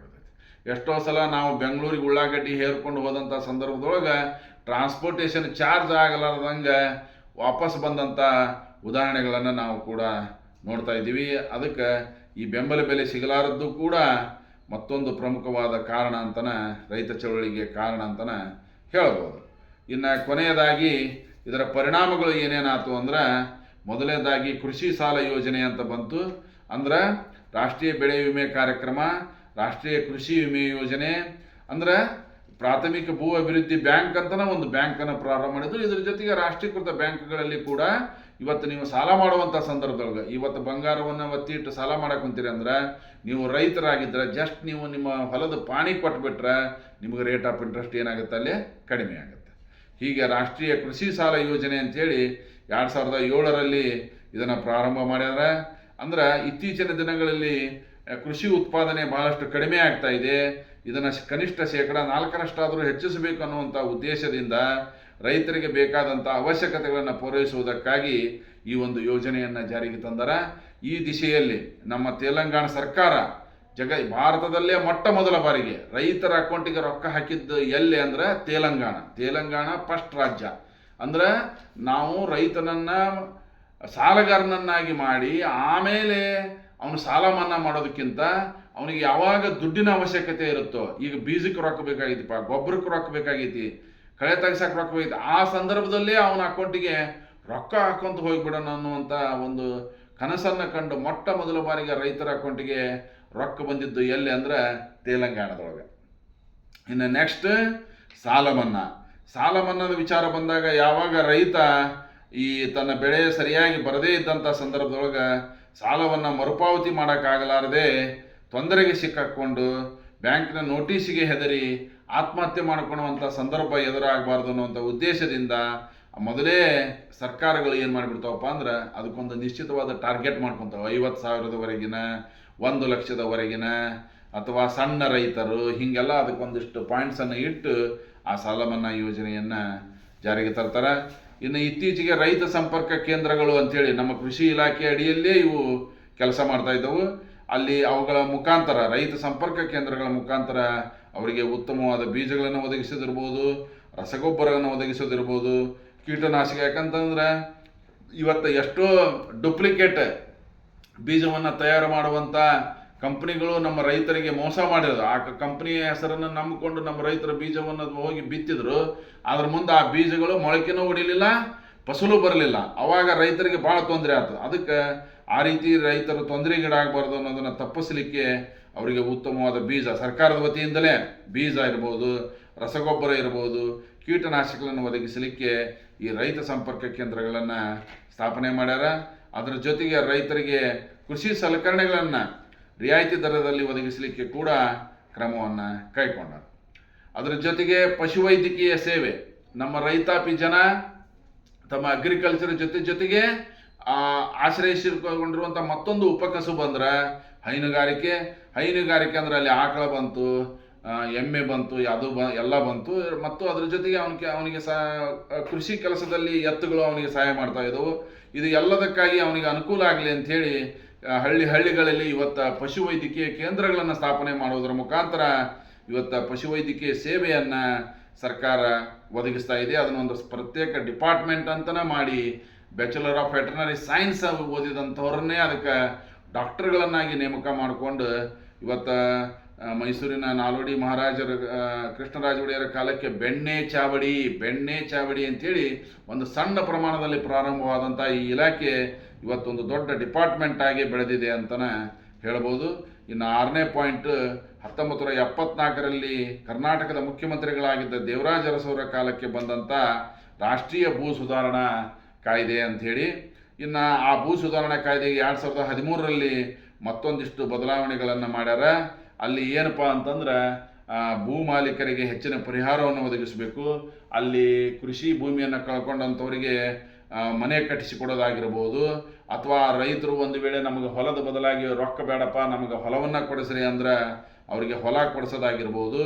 ಮತ್ತು ಯಾವುದಾದ್ರೂ ಪ್ರೈವೇಟ್ ಕಂಪ್ನಿಗಳು ಯಾವ ಉದ್ದೇಶಕ್ಕಾಗಿ ಆ ಕೃಷಿ ಭೂಮಿಯನ್ನು ವಶಪಡಿಸಿಕೊಂಡಿರ್ತಾರಲ್ಲ, ಆ ಕಂಪ್ನಿಗಳಲ್ಲಿ ಆ ಕುಟುಂಬದವರಿಗೆ ಒಬ್ಬರಿಗಾದ್ರೂ ಕೆಲಸವನ್ನು ಒದಗಿಸೋದಿರ್ಬೋದು. ಹೀಗೆ ಈ ಎಲ್ಲ ಬದಲಾವಣೆಗಳನ್ನು 2013ರ ಭೂ ಸ್ವಾಧೀನ ಕಾಯ್ದೆಯಲ್ಲಿ ತರಲಾಗಿದೆ.